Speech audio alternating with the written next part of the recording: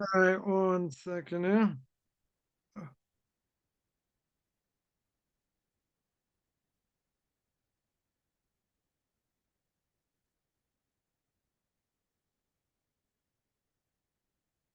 All right, welcome to this Q&A. Again, want to welcome everyone to this Q&A.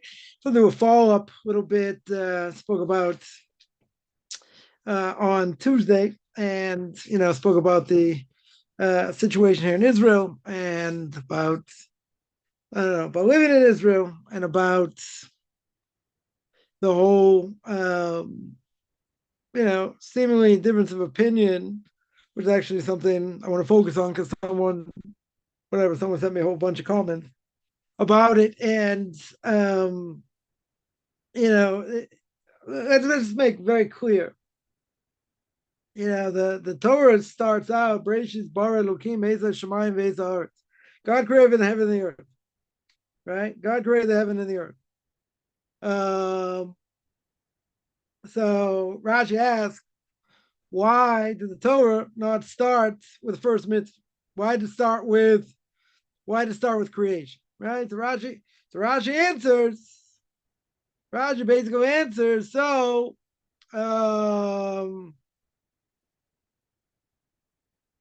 that the reason is because anyone's going to claim that the land of Israel belongs to them. Well, guess what? The Torah says God created the heaven and the earth. So God has the right to give to whoever he wants. If it's meant for the non-Jews to have the land, they'll have the land. If it's meant for the Jews to be in the land, they'll be in the land. Or, as the Torah says, the end of the book of Leviticus, Torah says, my language, right? Chump don't want it, chump don't get it. Meaning, if you don't deserve the land, you don't do what I say. You won't live in the land, right? God will spit you out. So that's clear. Now, someone claimed, and I don't necessarily disagree with the claim, right? There are a lot of things going on, in the land itself that the Zionists are blamed for, right? They wanted to make it a secular state. They had no intention of, setting up a country, even in Israel, for the sake of religious Jews, right? Herzl himself, or Herzl Schmerzel, as he's known, in his book, The Zionist State, which I wouldn't recommend to read, but basically he claims he would have been happy with the state of Jews, not just a Jewish state. Would have been Argentina, Uganda, somewhere else, didn't really matter, right? But not one interest at all, any interest whatsoever about making it a religious state, right? The whole point of having a land for the Jewish people was for the sake of getting away from persecution, right? They wanted to get away from persecution. Makes sense? Europe, plenty of persecution there, no question. Russia, other places, certainly Jews were persecuted all over. So they wanted their own homeland. Very good. But the homeland that God's talking about is a homeland, i.e., in the land of Israel, but doing what God said, i.e., keeping Torah and mitzvahs. Now, I would agree. And it's an eternal promise, throughout the Torah, throughout the prophets, not a question, right? When the Messiah comes, we're going back to Israel. Whether we stay in Israel right now or not, there's a medrash in Tehillim in the book of Psalms that says that when the Messiah comes, we're not going to be here. We're going to be in the desert. So there's no question. We take that literally, or do we take that figuratively? Whatever it may be, we're going back to the land, bottom line. Right? That's the bottom line. So are there a lot of things that the Zionists have done to mess things up here? Sure. Right? A lot of blood on their hands, no question. What they did to the Yemenites, Yemenite kids, they put them on secular kibbutzes. They had an opportunity to ransom thousands of people, thousands of Jews. They didn't want. Why didn't they want? Because they wanted young, secular Jews coming to build up the land. They weren't interested in old Orthodox Jews with their old ways coming there. Right? So I agree.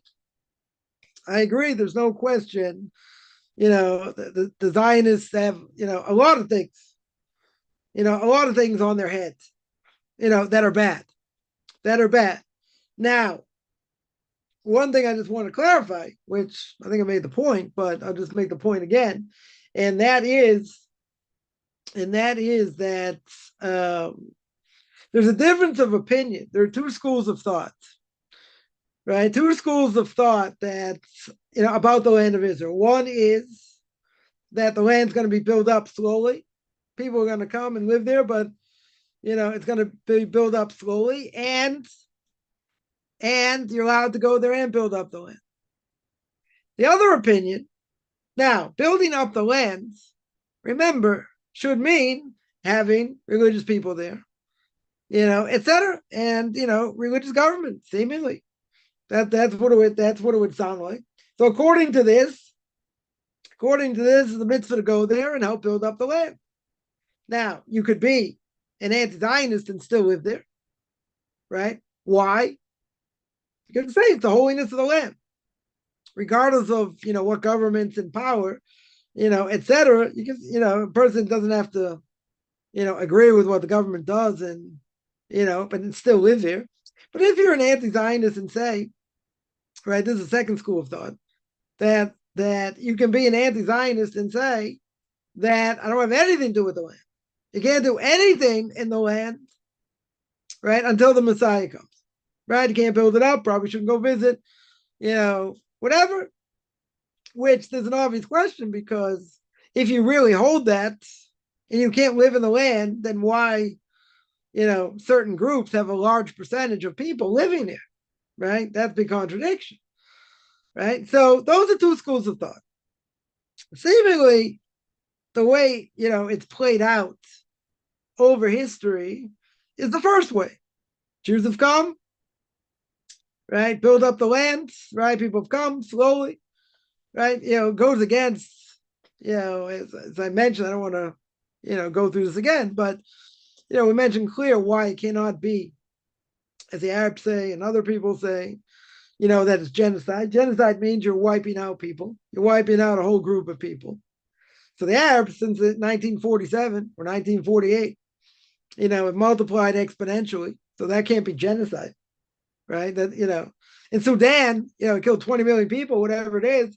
That's genocide, wiping out a whole group. So how can Israel be accused of that? One of the bigger lies.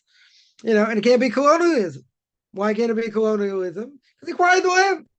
They bought it legally. Forget about what the Torah says, right? At least at the moment, right? They got it legally. So how's it colonialism? Colonialism means you took it away from someone else. You're ruling over someone else. And as we said, the biggest proof is when Mark Twain himself came. Samuel Longlords Clemens, as he was known, wrote Huckleberry Finn, Tom Sawyer. Not a religious person by any stretch, but he came. When he came in the late 1800s, guess what? There was nobody here. He said exactly what the prophets say. This place was flattened by like a pancake. They had to drain the swamps. People die of malaria. Right? So where's this whole group that they're claiming, one of the three biggest lies, I would say, in the history of man, next to Christianity and evolution, right? And that is such an idea of a Palestinian people, right? When Mark Twain came, who was here? When the Ottoman Empire was here, who was here? Who did they overcome, right? Who did they displace? There's nobody here. There was nobody here, right? So I agree again. So I agree. I don't think there's any question. Zionists have a lot of blame over here and a lot of things. That's true. But that doesn't mean a person can't live in the land. And that doesn't mean it's not a mitzvah to live in the land. Now, it's only a mitzvah if you can do it. If you're not able to do it, let's say you have better livelihood outside of Israel, take care of your parents, let's say, or you learn better, you need to get married, better place to get married, whatever, better prospects, whatever it may be. Okay. You have an excuse. Why not to be here? But if you don't have an excuse, okay, right? It's a mitzvah you didn't do, right? Essentially, it's a mitzvah you didn't do. Yeah. So anyway, I wanted just to clarify that. Let me see any questions here. One question, 1 second.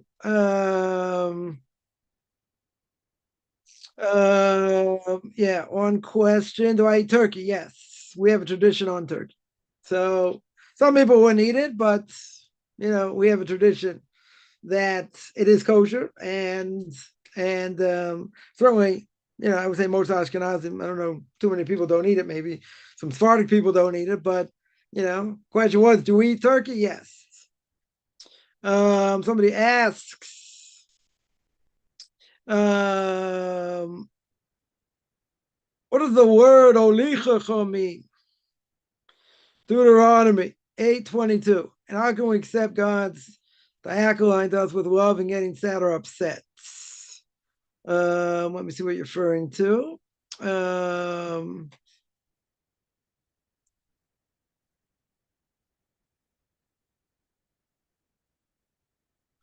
One second. Chapter 8, verse 22.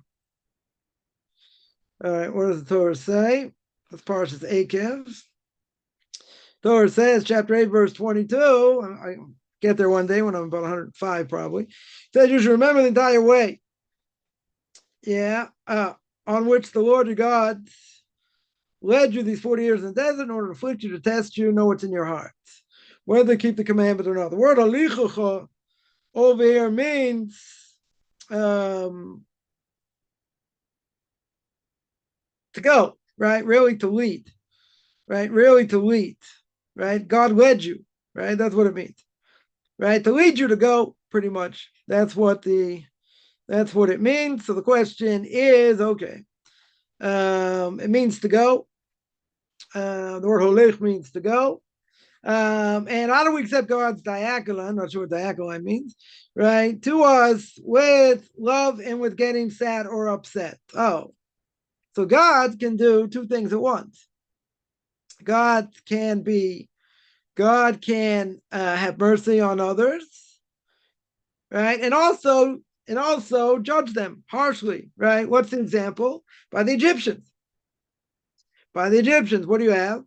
The angels, the Gemara says, the angels want to sing Shira. They want to sing praise to God. When the Egyptians are drowning, what does God say? How can you sing praises? My creation is drowning. So God doesn't allow them to. Right? So the interesting question, didn't they deserve to be punished? Yes. God punished them severely. Yes. So now the question is, how can God have seemingly, judge them, so to speak, and be happy at the same time and have love at the same time, right? Let's say, right? So there's a question that similar thing is asked, that Rashi asks on the verse at the end of Parshas Bereishis, which the Torah says that God seemingly had remorse for making man. Now, what's the obvious question? God knows past, present, and future. If God knows past, present, and future, why should have remorse? Didn't God know man was going to sin?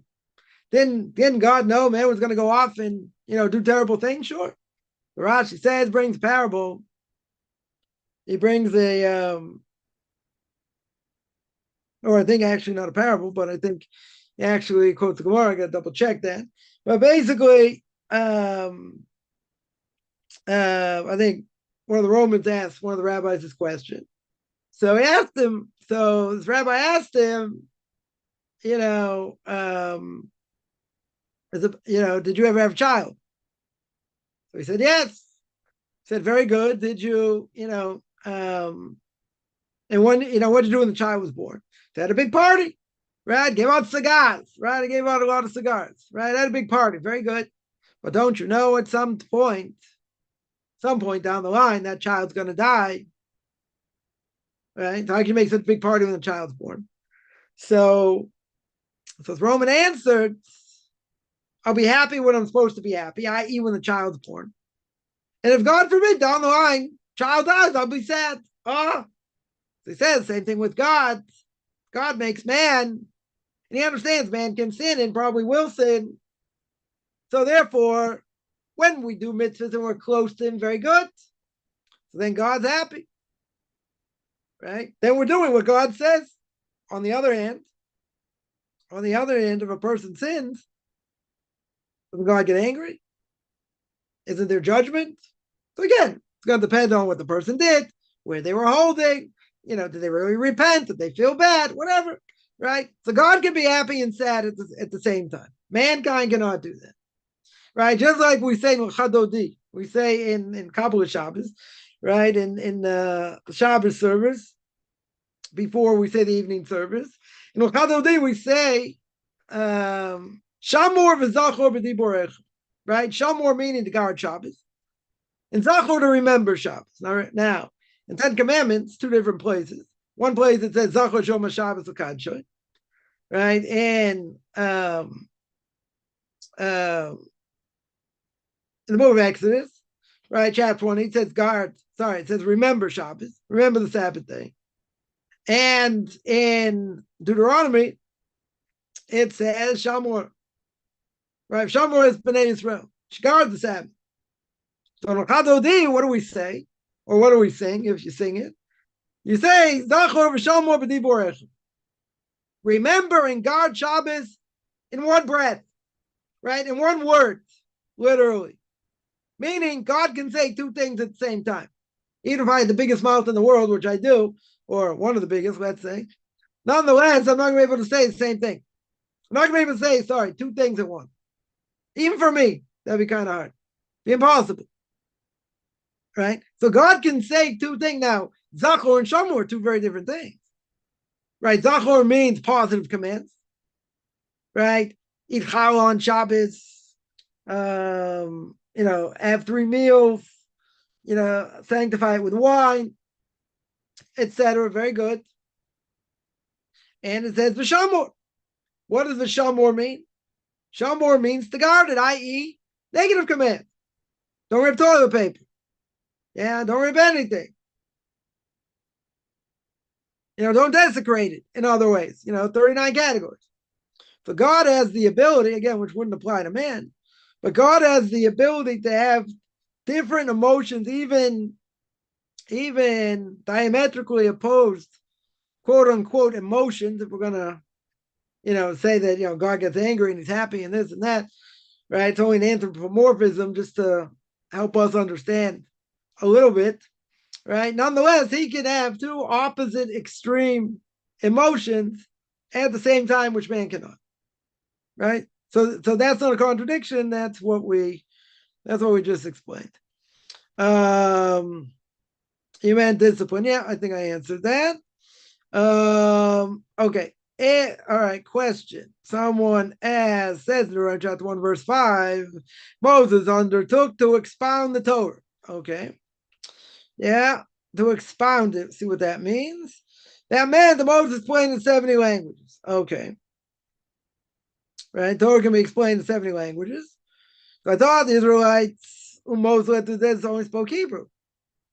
Right? Some Egyptians, right? Aramaic, right?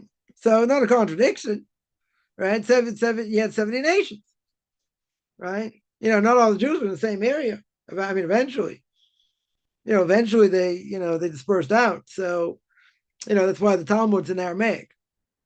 Why? It's Aramaic mixed with Hebrew. Why? Because that was the vernacular of their day. Because they were in Babylon. What did they speak in Babylon? They spoke in Aramaic, right? So to expound is not necessarily, we're not necessarily taking it literally here, right? They're all in the same area. So the Torah is given in Lashon HaKodesh, in Hebrew, right? It's given in Hebrew. So, but he had the ability, because he would have been on the Sanhedrin, obviously, would have been head of the Sanhedrin, right? So he had the ability to speak in 70 languages. So if there's anybody who needed Torah expounded in that language, he would have given over, right? He would have given it over in that language. But you're right. Anybody there, right?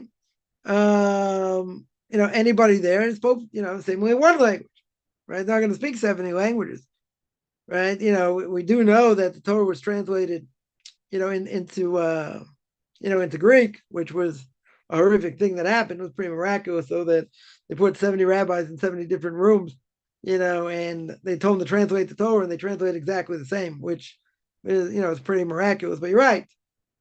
You're right. In general, I have to look around and see what the commentaries there say, but pretty much you're right. They, all the people there, even they spoke, even they spoke Egyptian. Okay, yeah, maybe it's not one of the 70 languages. I don't know, right? But even if they spoke, in that language, the main language was Hebrew, right? So everyone is going to explain it to them, in that language. But I had the ability to speak, right? You can tell me maybe, someone will say it's not a good answer, but could be, maybe you had the ability to speak in 70 languages, right? So if there's anybody there that didn't understand the language, you can explain it in their language. But in general, the people there, what language they speak, they spoke Hebrew, right? They might have spoken Egyptian, as well. That's true, right? That I would agree, right? That was the vernacular of the day. But they definitely spoke Hebrew. I don't think there's any question. I don't think there's any question about that. Somebody asked, okay, can we bathe and wash our clothes before Shabbos? Bathe, you're allowed to. Again, some say not your full body, right? But for most people, it's just to get clean. So you're not allowed to use hot water, right? It should be warm water, it doesn't have to be freezing cold water, right? And the whole question, can you use soap, shampoo? But you should be allowed to. Washing clothes, you're not allowed to do. Washing clothes, you're not allowed to do until after the fast, until Tuesday night. You're not allowed to wash clothes. So, and again, bathing for pleasure, you're not allowed to, right? Take a shower for pleasure, you're not allowed to. If someone needed, let's say, they need to take a bath for health reasons, right? Some people may need to, have to take a bath, let's say, for health reasons. So that would be permissible, right? If it's for health reasons, right? But, sitting in a bath in general, that would be forbidden. That would definitely be forbidden if it's for pleasure. If it's not for pleasure, i.e., for medical purposes, there are people who need to take baths. Let's say for medical purposes, be allowed to, right? You'd be allowed to, but washing clothes, going everybody would be forbidden. That would definitely be forbidden. Right? I think better with cold water, washing clothes. No, it's better in cold water, but you don't have to freeze. Even if it's very hot outside, it doesn't matter, right? Still taking a nice cold shower. Some people say, okay, yeah, it's enjoyable. They're like a nice cold shower. You don't have to. That far, you don't have to go. It can be warm. It shouldn't be hot. For sure, it shouldn't be hot. Warm, it can be, right? Hot, it should not be. And cold, it does not need to be either. All right.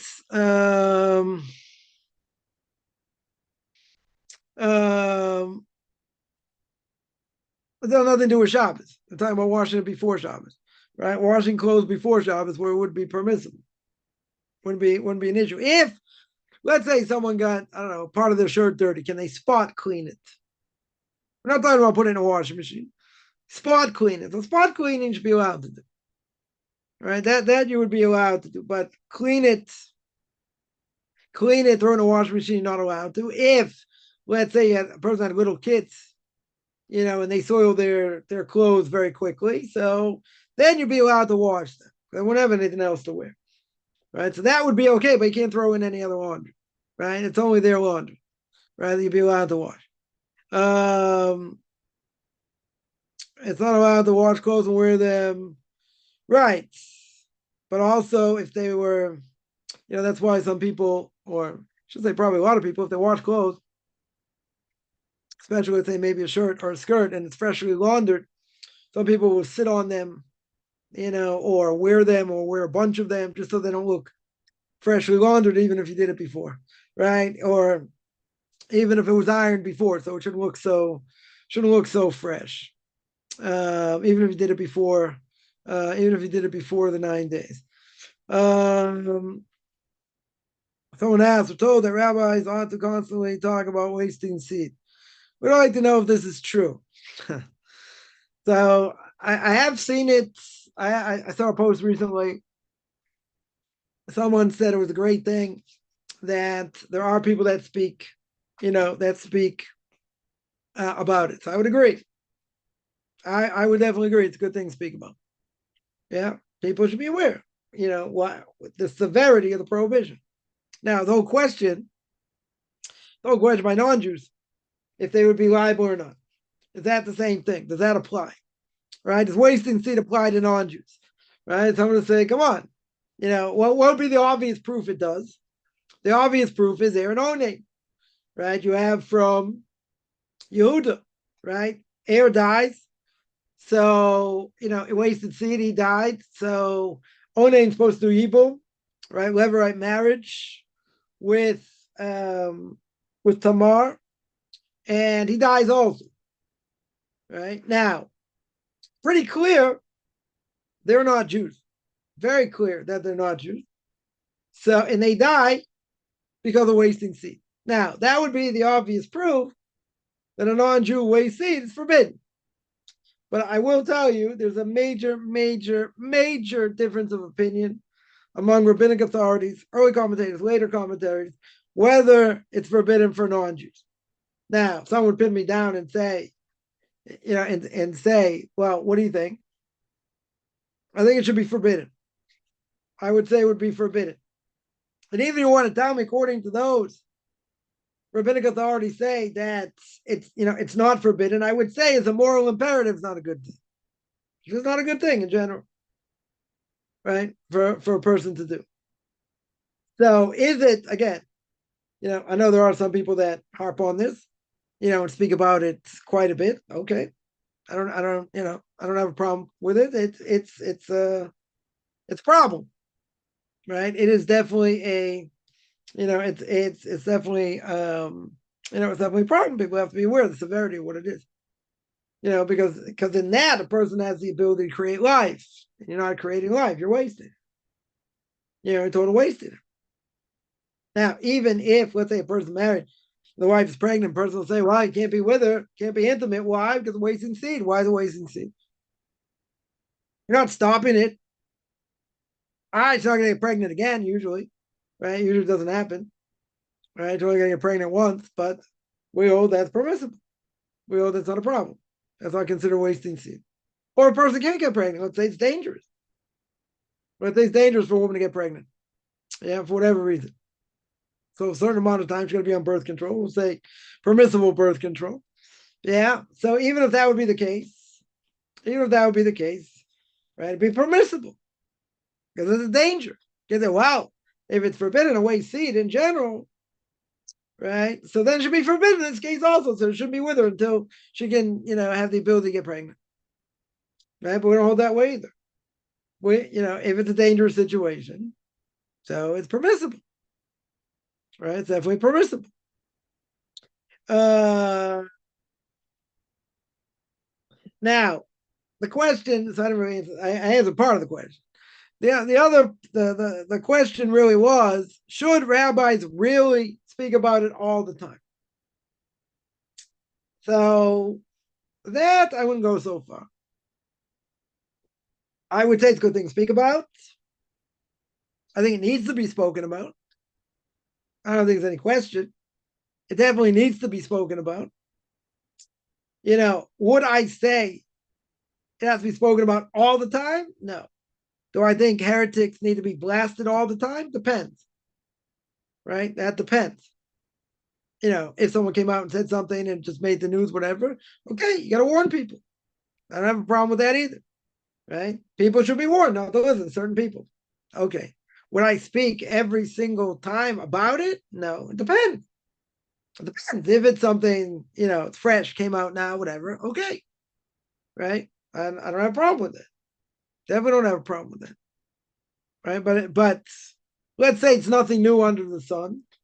The person made statements before and different things or whatever, and they want to harp on it, whatever. Okay. I have to take my fair share of, knocking things around and this and that, but it's not all the time.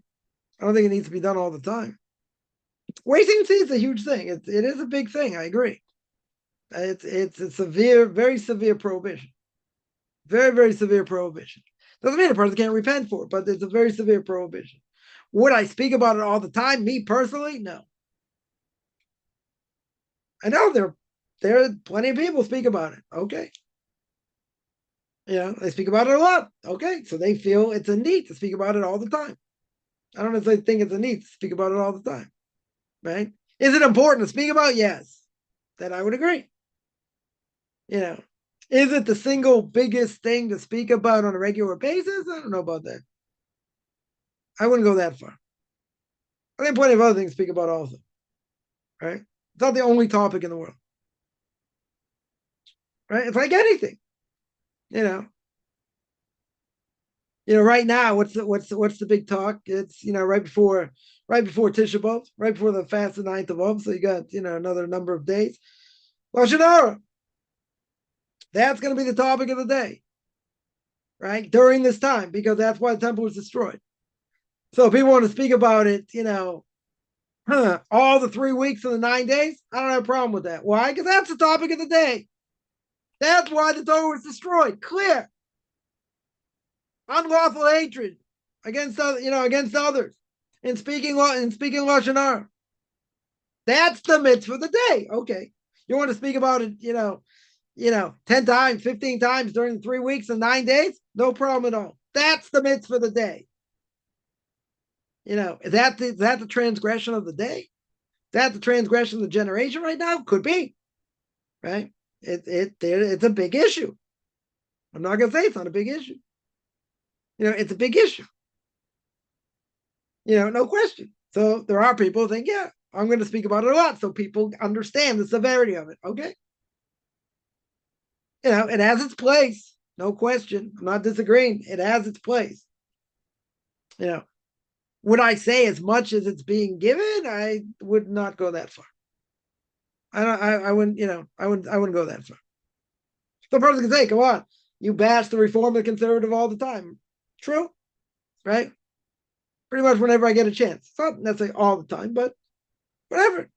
I'll make the point when I need to make the point. But I can tell you, people have said all kinds of things, against me in other ways. But I've never, ever heard such a complaint. Not the first time. Person said, why do you keep speaking about this? Why do you keep speaking about it? Actually, I had something else because there were issues with certain quote unquote rabbis doing certain things. So I was like, oh, you're bringing this up again, right? It's happened once, maybe twice, maybe twice. But, sometimes things have to be repeated for a reason. Okay. Like I said, I don't necessarily have a problem with it. It depends. If someone's going to pin me down and say, would you think you should really speak about it that much? No. You just speak about it. I don't have an issue. Should be spoken about. People should know about it. People should know about the severity of it. Okay. How much? Depends. That's what I would say on that. It's a grave sin. You can watch the Rabbi. Yeah. There are a lot of repercussions. I agree. Desecration shop is also a grave sin. Yeah. So, death by stoning. So is being homosexual. It's also pretty grave sin. Right? A lot of people doing that, as well. And this what do you call it? Transgender issue, whatever. It's also a big issue. It's also death penalty. Well, actually, transgender is not necessarily death penalty. Whatever. Being homosexual is death penalty. Yeah, desecration Shabbos, death penalty. Yeah, those are pretty big. They should be harped on because people don't know. A lot of people don't know the severity of it. Okay. Now the question is, how much did you speak about it? That's the question. One out of my 2 Q&As, 1 out of 3, 1 out of 4, I speak about desecration Shabbos and how bad it is. I could. I don't think most people want to hear about it. Want to hear about other things, maybe, right? But that's a severe prohibition. Yeah, you don't always talk about things that are most severe. You talk about things that are pressing issues. So there are people that think this is a huge pressing issue. I'm not disagreeing. I'm not disagreeing. I'm just saying, how much should you do it? How much is overkill? That's the question. That's my only question. Right? There are plenty of videos out there about it. Okay. And plenty of videos out there, bashing heretics. Okay. I don't think I have a problem with it either. Right? The question is how much you need to do it. If I felt it needs to be done, I do it. Sometimes I speak about more than once, maybe twice a week. I don't know, maybe. But sometimes, people say, okay, I heard about it, speaking about it again and again and again. And some people think, okay, that's what they need to speak about. That's what they need to speak about. I have my own topics, I speak about a lot. So people can say, why do you keep speaking about this? Why are you speaking about that? Good question. Right? You can ask the question. Right? It's a grave sin. I agree. Guarding your eyes is a big thing. Right? And then we don't disagree. You can't wash clothes before Shabbos. You're in the 9 days. The 9 days started on Sunday night, right? During the 9 days, there's a prohibition of washing clothes. There's a prohibition of washing clothes, period. You can't wash clothes. You can spot clean them, maybe, but you can't wash them. The prohibition, right? It is one of the customs we do in mourning. You don't wash clothes. So now, someone asks, but you can't wash clothes? No. What if you're down and you last pair of socks? So you're in trouble. You got to wash everything before. That's what you got to do. Yeah, so that's forbidden. Right? It's forbidden to wash clothes during the 9 days. Somebody mentions, I heard Naomi's son died because they wasted seed. I don't know if it's because of that. They intermarried. They married Moabite women. Elimelech died because he didn't take responsibility for helping others. Right? During the famine, he shirked his responsibility, so God took it. Now, they married Moabite women. I'll ask. There's a hierarchy of, sins that a person liable for death penalty. Right? As we mentioned, desecration of Shabbos, homosexuality, what do you call it? Infidelity, right? Immorality. Many cases of immorality. You have other things. You have other things also. I would put almost at the top of the list. What's the worst sin a person can do? Now, you won't, tell me. Come on, it's not death penalty necessarily. Right? Might not be death penalty. Right? Being a Jew, being with a non-Jew. What if a person marries a non-Jew? Even worse. 60, 70% into marriage today. Right? Some places even higher. So if that's true, Rabbi would say once a person into marriage, no matter what no matter how you've been brought up, even if you're brought up as a potato farmer in Idaho, no offense, anyone's a potato farmer grew up in Idaho, he grew up knowing nothing about nothing. If you would ask people at least associated with the synagogue, are you allowed to marry a non-Jew? Yes or no? No buts, no ifs, no nothing. Yes or no? And they'll say, no, but, no, there are no buts. It's forbidden. Jews know you're not allowed to marry non-Jews. They know that, right? So everyone would say, once you've married a non-Jew, you are out. You are out. You're over a Torah prohibition every time you're together, intimately, right? Your kids won't be brought up as Jews. Statistically, 80%, even if the kid is Jewish, 80% of all kids of an intermarriage do not receive any Jewish education.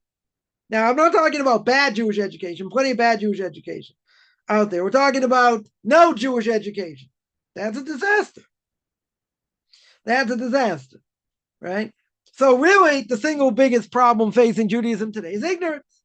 That's the biggest problem. Ignorance leads to all kinds of things, right? All kinds of things, right? I had somebody tell me, it was intermarried. So I asked them, let's say better. I asked this person, okay, show me in the Torah where it's okay. You want to tell me it was only for that generation? It's only for the generation going into the land of Israel. I said, show me a source, something. I said, Torah says, well, at least half a dozen times forbidden, right? At least. So, where do you see that as permissible? I said, I'm open to listen. They're like, you're a fanatic. I said, I know I'm a fanatic, but what's the answer? Right? Obviously, the person has an axe to grind because they're intermarried, right? So I said, just show me a source. I'll show you anything. I don't owe you anything. Okay. Right? But they know I have them. They know it's forbidden. They just want to justify it. Say it's okay. Right? That's the single biggest problem today is you got into marriage, which coincides with the fact that most Jews, the most important question they'll ever ask in their lifetime, ketchup, mustard, or relish on my hot dog. They're not holding it anywhere in the world, so I don't think it's a problem. They desecrate everything, Shabbos, Yom Kippur, everything. But it's a lack of education.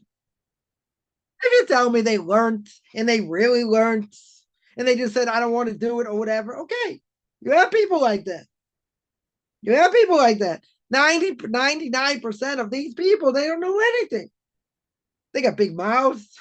They say all kinds of things. They never learned anything. Imagine, right? I always use this example. Imagine someone's got a, you take somebody read one Wikipedia article on physics. Yeah. And they say, you know what? I'm going to knock off Stephen Hawking, like the physicist of our generation. Said, I'm going to knock him out because I read an article on Wikipedia. Really? Really? Imagine someone like me who's got a PhD. I don't, but let's say I would have a PhD, which I said either stands for pilot higher and deeper or Papa has dough, right? A PhD in Judaism. Yeah. I'm not saying I know everything. Plenty of things I don't know. Plenty of things I don't know. Right? But someone's going to say, oh, I read this article on Wikipedia. I'm going to knock your PhD out of Judaism. Really?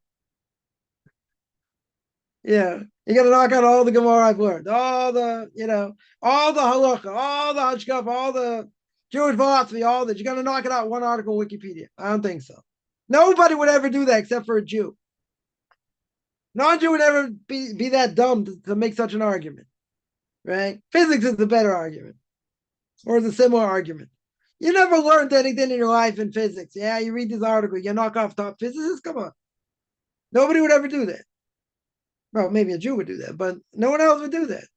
That makes sense.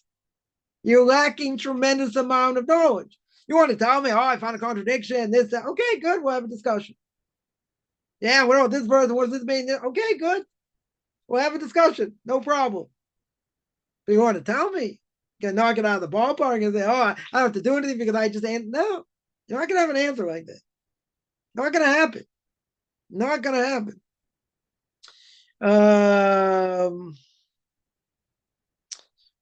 Somebody asked, one second. Let me see here.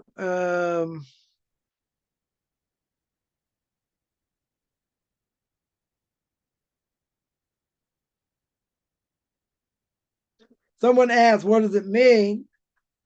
What does it mean that when the Messiah comes, all Jews will be in the desert? Now, there are two ways to look at it. You can look at it literally. And that means even if we're back in the land, we're going to get spit out of the land, right? That's a prophecy also. You don't do what you're supposed to do, you get spit back in the land, spit out of the land. Now, simply that means we've been in exile for 2,000 years. Now, the Zionists would say, the religious Zionists would say, this is the beginning of the redemption. Yeah, they would even put it in grace after meals, right? Saying that this is the beginning of the redemption. We don't hold that way. Doesn't mean we're not living in the Messianic era. Everyone agrees we're living in the Messianic era. But think about it. If you had a left-wing government in this country, what would they do? They try to give all the land back. They try to give at least 95% of the West Bank back to Arafat. May then be blotted out, may rot wherever he is. He didn't take it, thank God. Now, if you look at a map, of the West Bank, it's indefensible. Yeah, it'd be indefensible, regardless of whether they have nuclear weapons or not. It's indefensible. So isn't it possible, we'll throw this out there, isn't it possible that the Jews in Israel could give land back and then get forced out of their own land? Is that possible? Possible. Very possible. Because most people here do not have a connection to the land, unless you're a religious Jew. Other people say, okay, I was born here, I live here, whatever. But they don't really have a connection to the land. Having a connection to the land means it's where Avraham, Yitzhak, Yaakov lived. That's where they walked.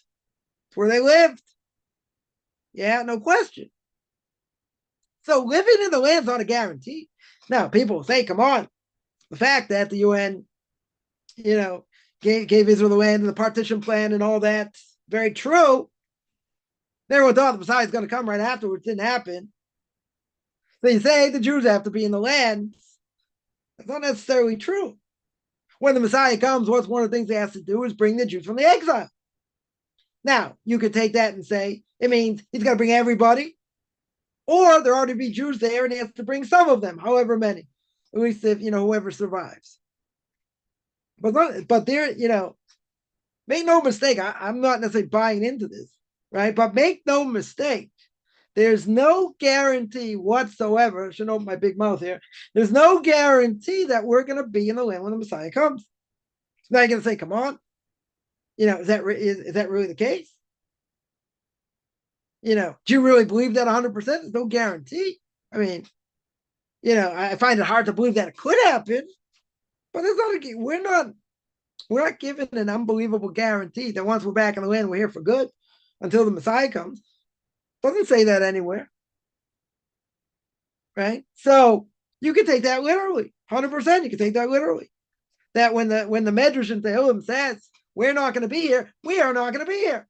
We're going to be overrun, and we're going to be outside the land. If we survive, we'll be outside the land, and the Messiah is going to come and drag everyone back, right? Whoever survives. Now, others will say no, it's figurative. Doesn't mean literally.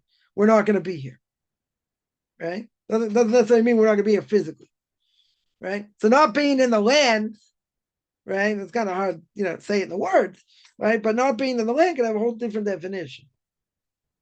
You could live here but have no connection to the land. There are plenty of people like that. Plenty of secular Jews live in the land, no connection to the land. Why they live here is a good question, because tens of thousands leave every year. Why do they leave? Money. They want to make more money, live a better life, an easier life outside of Israel. They don't have the problem with Arabs. Right? So a lot of people leave. The only people coming are Orthodox Jews, most of them. I remember I came 15 years ago, almost 16 years ago. Yeah. On the flights coming from the States were mostly Orthodox Jews. Secular Jews don't have a connection here. If you were to ask a Reformed Jew today, what are the top 10 things that are burning issues for the Jewish people? Do you think one of them would be that they don't have fair representation of the Western Wall? I don't think so. If you were to tell me, top 10, I would probably put that under, 257,291. Why? Because the Western Wall is not an issue for them. Going back to Jerusalem is not an issue for them. It's one of the first things they took out. Or the prayer book is going back. They didn't want to offend anyone. So they took out coming back to Israel. So the Meshech Chochmah, one of the great commentaries, 150 years ago, right, says that they think Berlin is Jerusalem. There's already, forewarning that there's going to be destruction when you say such a thing. So for them, they have no connection to the land. None. What connection to the land do they have? Buy Israel bonds? I don't know. People still buying Israel bonds today. That was the thing back in the day. My parents' conservative synagogue. People bought Israeli bonds, want to help support, whatever. I don't really have a connection to the land. I mean, how many Jews, outside of religious Jews, how many Jews have come to the land of Israel? It's not the majority. People will be shocked. It's not the majority. Even with all these free trips with birthright or whatever, it's not the majority. Majority of Jews haven't been here. Why haven't they been here? Why wouldn't they be here? Because they have no connection to the land. They have zero connection to the land.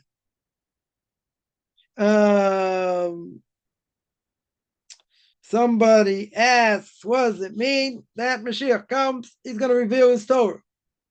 And learning Torah from the rabbis will be in vain. I don't know. Where does that say that?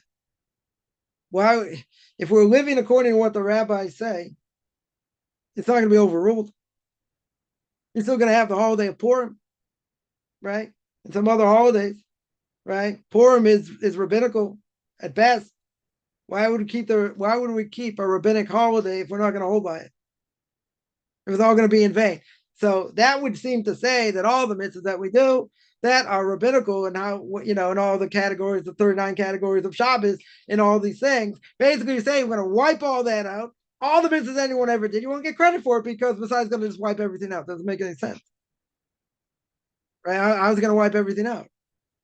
I don't know, you have to show me a source where it says that.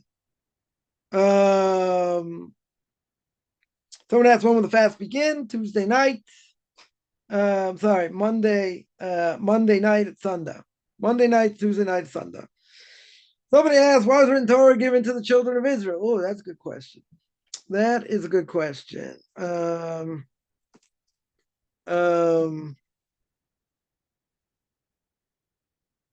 Instead,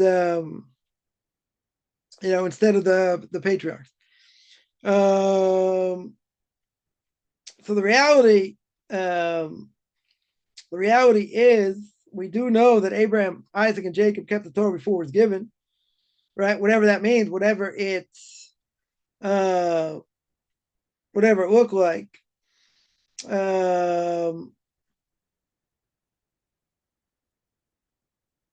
But Abraham did certain things. Isaac did certain things, that we do. Maybe not all the details. Jacob also, right? So there's a whole question. What were the Jewish people, or at least before they became a nation, before they got to Mount Sinai? What were they? Were they Jews or were they Noahites? Now, if we say they were Jews, there are a lot of questions, right? One obvious question is, you see by Tamar and Yehuda that there's a question there.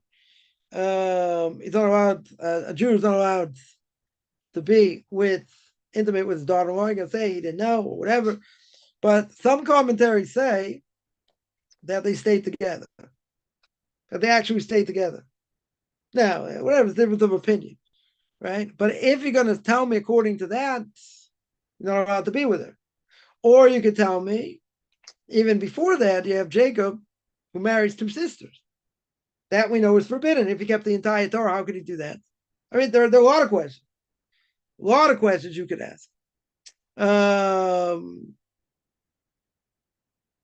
So that's one thing. But you see, though, from Abraham, what did Abraham do? Right? It says Abraham made souls in Haran. Very good. What does it mean? Aramaic translation says he taught Torah.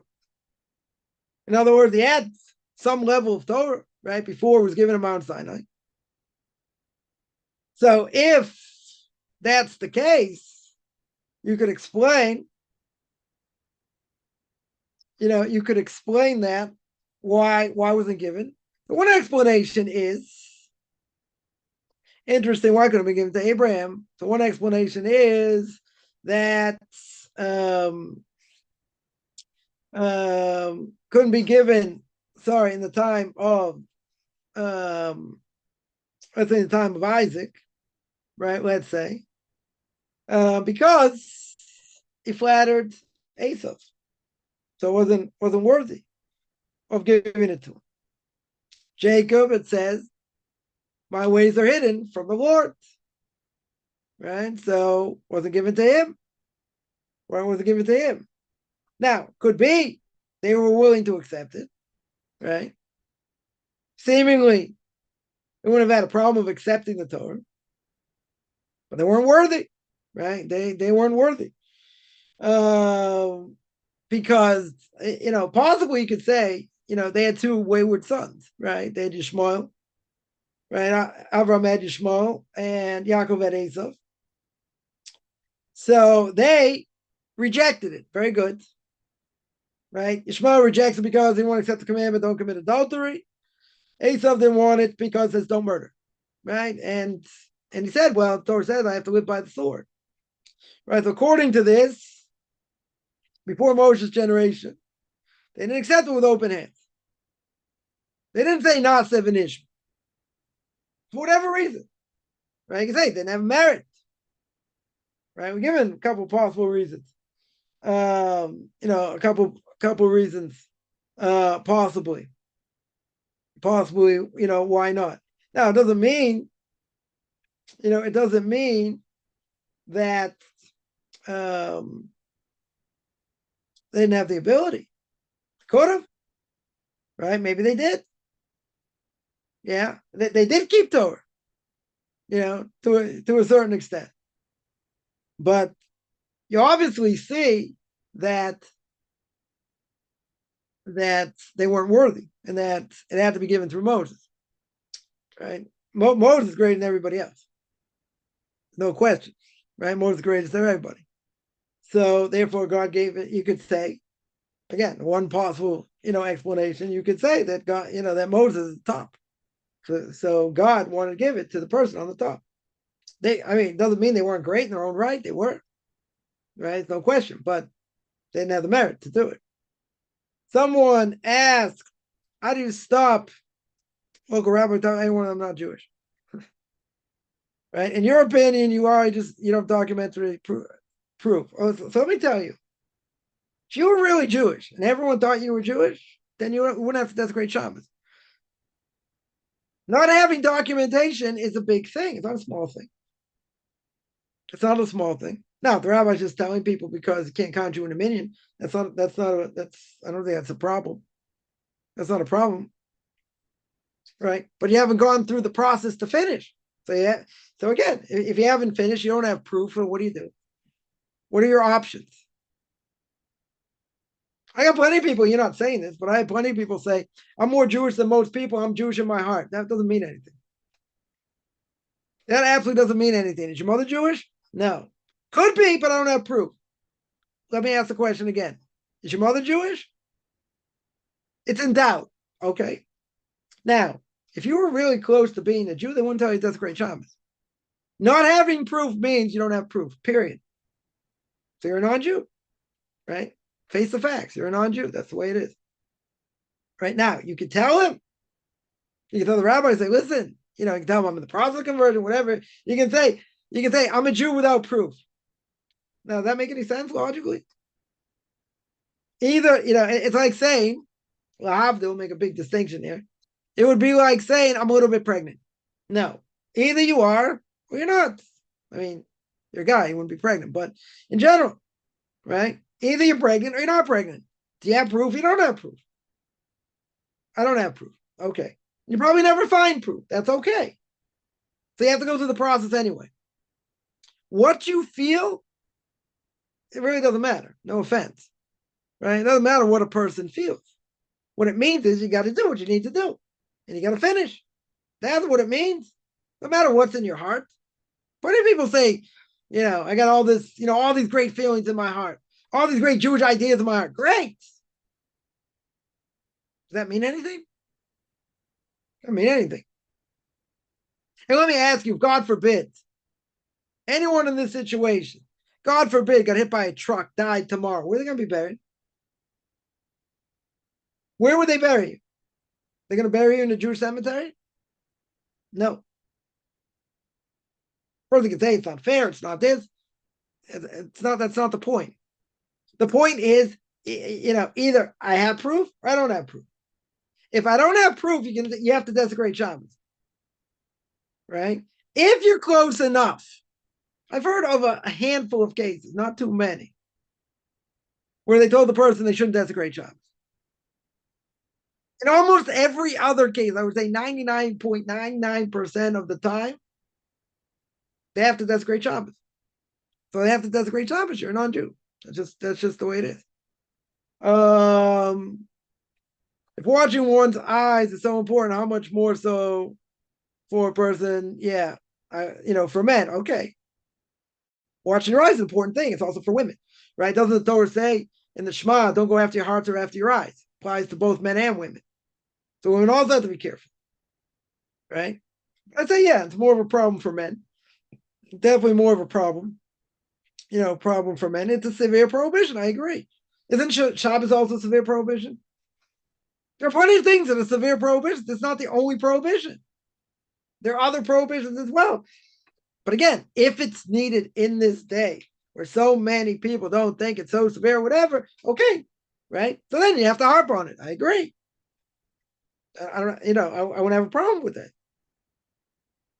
It's a severe prohibition. Okay. And a lot of people stumble in it. Very good. Right? There are other prohibitions out there also. You can say this is the main one. Okay. Right? I'm not arguing it's not a severe prohibition. I'm just arguing the amount of time you want to hammer it down people's throats. That's it. You want to do it on a regular basis, do it. Do I think you should do it on a regular basis? No. Should it be mentioned? Yes. It should be. And people should know about it. I agree. But, I don't think telling people the seventh level of Gehenna that a person's going to fry and, never get out of there because they desecrate Shabbat is going to help them. Can destroy people also. Now, is it good for a person to know that? That's a severe prohibition, desecrate Shabbos, right? And it'd be very hard to get out of Gehenna unless you really seriously repent. Good. I'm glad people know that. Move on. It doesn't apply. That's Kabbalah, right? It's Kabbalah.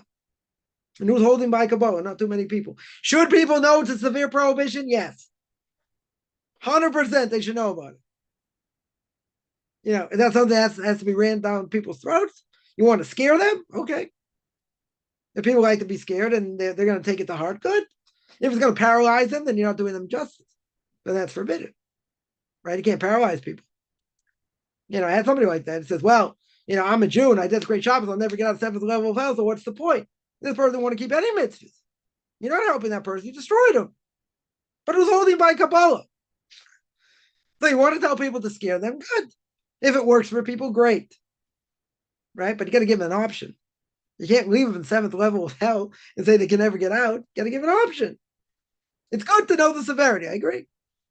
I definitely agree. How much should a person know about it that's going to force them to repent? I don't know. Some people think it's good just to ram it down their throat. Okay. People have to know about it. I agree. Right? My only question is how much do you need to ram it down people's throat? That's my only question. So some people say I have to do it a lot. Okay. I'm not necessarily going to agree with it. I don't think you have to do it all the time. Yeah. It can be done a certain amount of time. Right? That's what I would say. What do you live in a country amongst an Orthodox community but can't move? If you can't move, you're toast. In my language. They won't convert you. They won't even, a rabbinical court won't deal with you unless you move. Unless you move to within walking distance of an Orthodox synagogue. Right. So I'll deal with people, and give classes even if they can't move yet. Other people probably wouldn't do that. Say, well, they're not serious. Well, it doesn't mean they're not serious. But no rabbinical court, I shouldn't say no. Most rabbinical courts will not deal with you in any way, shape, or form unless you move. Because if you don't move, like, someone's going to say, like, where do you live? That's what the rabbinical court's going to ask you, right? Where do you live? So I live in the Outback. It's beautiful. Are there any Jews there? Like, no, but a lot of Aborigines. Like, wow, plenty of Aborigines, no Jews. Like, come on, if you're serious, call us. Now, that doesn't mean the person's not necessarily serious. But, as we would say in America, you got to get the heck out of Dodge. Because if you don't get the heck out of Dodge, you ain't converting. That's just the way it is. And I've had people tell me, come on, doesn't say in the Torah, doesn't say in the Talmud, doesn't say anywhere to live amongst Jews. Very good. How are you going to be a Jew if you don't live amongst Jews? Rambam says in the laws of repentance, the 24 things stop a person from repenting. And what is one of them? Separating yourself from the community. Can't live on an island. Doesn't mean you can't learn. Doesn't mean you can't observe, right? But you got to move at some point. Doesn't mean today, tomorrow, the next day. At some point. Now, for some people, this is a deal breaker. One of the hardest things for people to do. It's hard for people to move. Okay, but you have to do it. At some point, you have to do it. Right? That's the bottom line. Someone asks, why is more exception when he married a non-Jew? Many say that she converted. Yeah. So if she converted, what's the problem? Right? There are a lot of things we could ask over here, right? About Moses, and he also got chastised, so to speak, because at some point he couldn't be with her intimately. He was basically married to God, and she wasn't too happy with that, right? Because he's on a different level, different plane, different planet, so to speak. But a lot of these things are very hard to understand. Lot being with his two daughters, that's where Ruth comes from Moab, and that's where the Messiah comes from. Also hard to understand. Right? Chumash is something that has to be learned properly. Right? It's no question. So she converted, what's the problem? Right? Why would he marry a convert? That's a good question. Right? She was Jewish. She converted, so why couldn't he marry her? He's allowed to marry her. He's not a Kohen, right? He could marry her. Someone asks, if a Jewish man marries non-Jewish women, is their baby a wasted seed? I'll tell you worse. First of all, he's over prohibition every time he's intimate with her. And second of all, which is bad, would it be wasted seed? Yeah, that would be a second thing. He's not allowed to be with her. He's not allowed to marry her, period. Right? But if he's with her, sure. Right? I'll tell you how bad it is. I'll tell you how bad it is. Imagine the Gemara in Kedushin says, person is half a soul. So when you marry somebody, you find your other half. Let's say you marry the right person. Then you become whole. You become one full soul. Very good. Now, what happens if that person intermarried? So now that half a soul, where does it go? What about all those kids you were supposed to have? We're talking about in a case where one person intermarried. Look at what all the future generations that aren't coming out, that should come out. What do you do with that? Now, if intermarriage is 60, 70%, let's say 65%, yeah? That means 6.5, let's say 70%. Yeah, 70%, 7 out of 10 people intermarry. That means 7 people are not finding their other half. So now, what happened to all those future generations? That's the matrix, isn't it? You need unbelievable amount of supercomputers to figure out how all that's going to work out. Right? So it's not just his wasting seed. That's a pretty severe prohibition. That's true. But what about all the future generation? What about the half soul? What about the half soul doesn't get to the right person? That's pretty severe. Right? So how's God going to work it out? He'll work it out somehow. They'll have to marry someone else. And all those kids. How are all those souls going to come out? Right? Because it's brought down as well that the Messiah can't come till all the souls come out from the Kisei Kavod, from God's heavenly throne. All the souls have to come out. So what do you do with all these messed up souls now? They can't find the right person or the right other soul. Takes longer. God's got to work it out in other ways. Right? That's the matrix. Sounds like the matrix anyway. God commanded them to get rid of the foreign wives, right? But she converted. If there was a proper conversion, it's not a problem. Right? But they had to get rid of them, right? How is it this time different? 1 second. Do they have children if they have to leave their wives, yeah, the kids aren't their kids. Now, again, someone intermarries, right? A guy intermarries. Their children are not Jewish, right? We hold, according to matrimonial descent, according to the mother, they're not Jewish. Very good. If they're not Jewish, they're not related to him. He's going to leave them also. Same way he's going to leave them also. Now, biologically, he's connected. He's connected. I have heard of cases like this.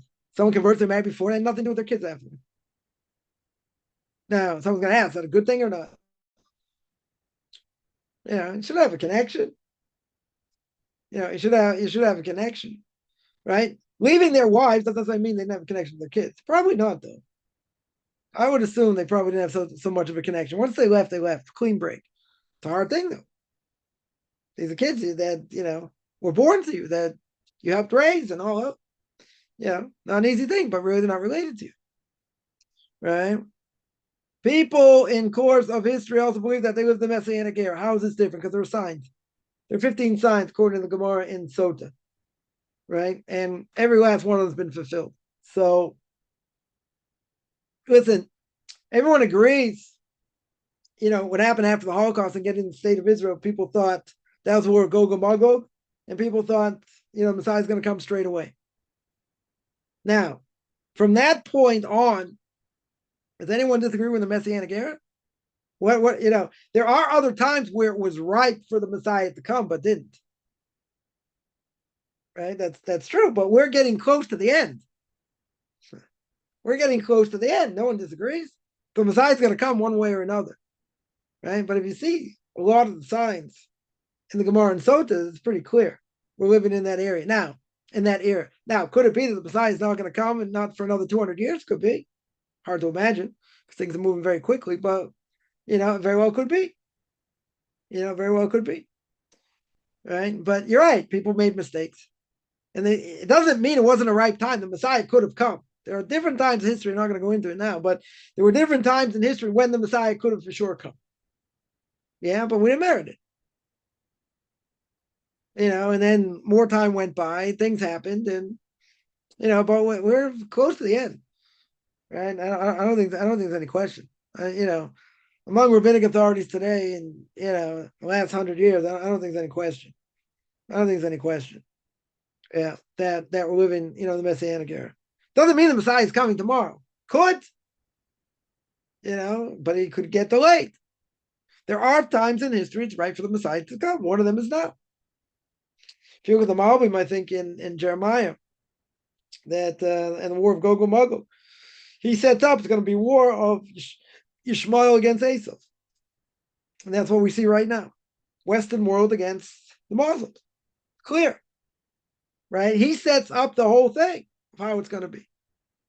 Makes sense. If I was a betting man, I'd say he's probably right. Now, it doesn't mean it's going to happen that way. There's a measure that says if there's going to be a war of Gog and Magog, it's going to start with the king of Paras. Who's Paras? Iran. Could happen that way, could happen this way.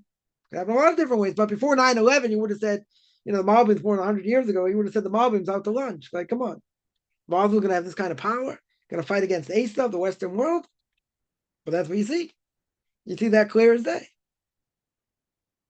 Is it going to happen that way? Anybody's guess is as good as mine. Nobody knows. Is the writing on the wall? I would think yes. If you would ask me, I would think that's the way it's going to go. Is it going to? Not a prophet, son of a prophet, but it's kind of the way it looks. Someone asks here, I mentioned about Reform Jews, what about conservative Jews? They have a connection to the land, maybe a drop more, not much. I mentioned many, many, many times, conservatives are like 10 years or 5 years behind Reform, right? But they started off very different. The Reform Jews wanted to uproot Judaism. That was their goal, to uproot Judaism. Conservative movement, they're more, the rabbis there were Orthodox. They wanted to make it more modern, for the 20th century. But they ended up becoming like Reform Jews also. Gay rabbis, women rabbis, transgender, they're all different. They cut out things, mitzvahs they don't like or whatever they throw out. But they didn't start the same way. So I would say they're no different today. I would say there's pretty much not much of a difference. My Rabbi would disagree, and he would say that Reform is much worse because that's how they started. They started out differently. They started out with their goal to uproot Judaism. That's their goal. Conservatives didn't start out that way. Okay, so their service is a little more in Hebrew and different things, but they're not much better. Yeah, they're definitely not much. They're just as ignorant as Reform Jews. People say, I'd never be Reformed. Well, what's the difference? They don't know what it stands for anyway. They don't know either case, or Reform or conservative, really, what their dogma is and what they really stand for, but they're not much different. They just started out differently. Someone asked, does Chabad normally count men who publicly desecrate Shabbos and minyan? It depends. It depends. I can't say across the board. I can't say across the board. I think I don't know if there's a general rule either. I'm not saying if someone gave a lot of money, they're not going to count it or whatever. I can't say. I can't say. Across the board, I would say no. I would say that they're not necessarily going to, count them, but, it could be in a pinch, would they? Again, it depends. It depends on the case, but it's very hard to say in general what they would do. But it's a problem. It's a definite problem. Somebody asks,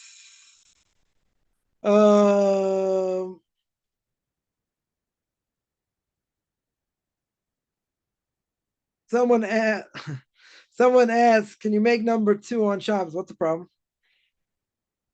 You gotta go. What's the problem? It's a non-issue. Right? It's a non-issue. Right? It's not defiling Shabbos. Why is that defiling Shabbos? just the opposite. There's a prohibition that if a person has to go, you go. Right? There's a total prohibition called Baal Tashach. So you're not allowed to be disgusting in God's eyes. Being disgusting, rabbis learn out, it means that you need to use the bathroom, use it. Like, don't wait. So that's not defiling Shabbos, just the opposite. First of all, it's also not healthy for the body. Right? You got to get that stuff out. So you're going to hold it in all of Shabbos? I don't think so. Right? That's not an issue. Right? Certainly be allowed. It's not desecration of Shabbos, not defiling Shabbos.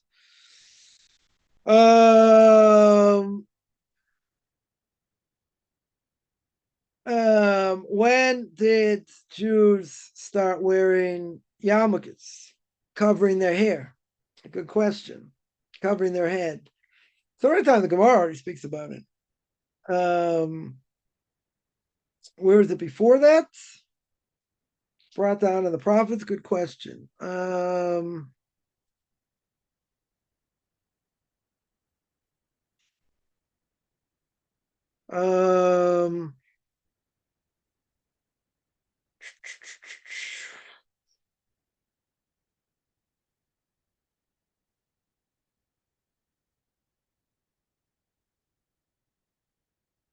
can tell you the reason, because it's supposed to think of God above you, but the question is when. I was talking about the rabbis, no question. Even before, I'm gonna find a source for that. Where that is, I'll source it. According to me, all the kings of Judah were illegitimate kings because they came from Naaman the Amorite, unless they converted. Right? The mother was Jewish. The only problem you have is that by Moabite, right? A Moabite can't convert, right? So how was Ruth allowed to convert? Because according to Jewish law, we hold by the men can't convert, not the women. But she has to be Jewish, because otherwise, even King David's mother was Jewish. It's like a non-recessive gene. In other words, if she's not Jewish, then you have Moabite all the way down. So even King David's mother would have been a Moabite, right? So that would be, that's why she needs to be Jewish. If they came from someone who's a non-Jew, they convert. So what's the problem, right? If they're allowed to convert, Amorites allowed to convert, right? It's just Moab. It's only the Moabite men, right? They could have an Amorite, but if there's conversion there, then it shouldn't be a problem. Isaac never went down to Egypt. Okay.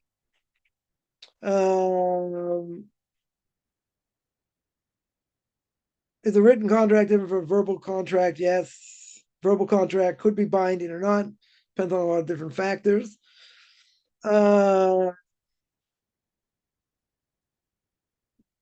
Avram's Torah wasn't a written contract. Right, I'm not going to go into that. Let me see other questions here. 1 second. Finish up. If Mashiach came and changed the Torah, no, he's not going to. Can't. That's impossible. Right? That would be impossible. Right? It wouldn't be the Messiah. Can't change anything. Right? Doesn't the Torah say you can't change it? Can a woman be converted even if she's married to a Christian? No. A woman has to divorce. Or any Jew, any person who would want to convert, and their spouse doesn't want to convert, they can't convert. Either they stay in Noahide, or they have to get divorced, which I would never tell anyone to do, because unless they're going to get divorced anyway. All right, I'm gonna have to stop here. 1 second. Who's Caleb, the son of Yefuneh? Is one of he and Yeshua, right? They went with spies to spy out the land. He's married to Miriam. Actually, was married to Miriam, right? So very righteous person. What about, somebody asked, what about observing communities who hate Israel? Yeah, they're anti-Zionists. I said they're anti-Zionists, right? They are, it doesn't mean, they're going to claim you shouldn't live in the land until the Messiah comes, right? But you have big groups of these people that live in the land. How can they live in the land? That's a good question.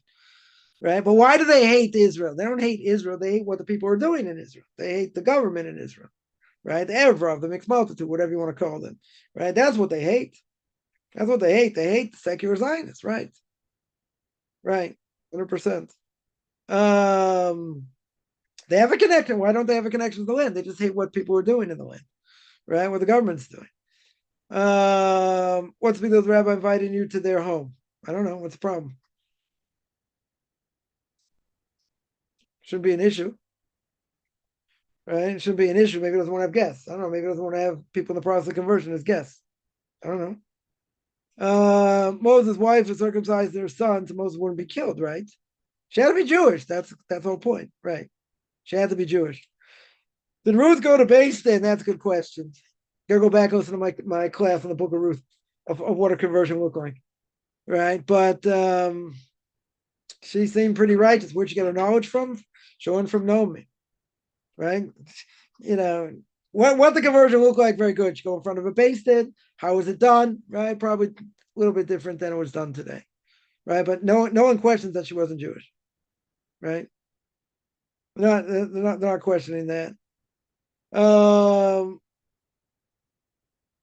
right, I can stop here. A lot of good questions here. I'll try and get to them a different time. I do this every Tuesday and Thursday, 10 o'clock Eastern time, 5 o'clock Israel time. Anyone has questions, find me on Facebook at Michael Chaim Kaufman, Beyond Orthodox Conversion Judaism, orthodoxconversion.com.